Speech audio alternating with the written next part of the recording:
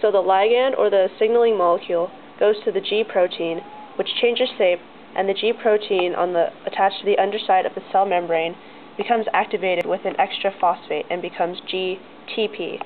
which then goes over to the adenylyl cyclase, which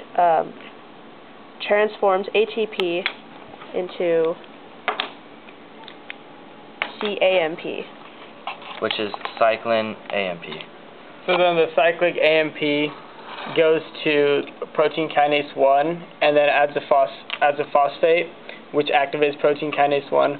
which then triggers it to go to protein kinase 2, and it adds a phosphate here, which activates protein kinase 2. And deactivates protein kinase 1. Yep, and then the same thing happens over here as it goes to protein kinase 3, activates that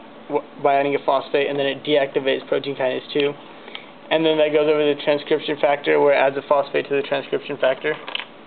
And then from here the transcription factor has been activated, and then this and other proteins and the polymerase act onto the DNA by binding to the DNA, pulling it apart,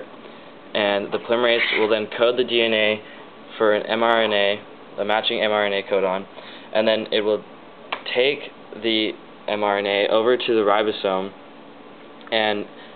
feed the mRNA through the ribosome. And as it feeds it through the ribosome, the tRNA comes into play, and it takes the triplet codons on the mRNA and it codes them for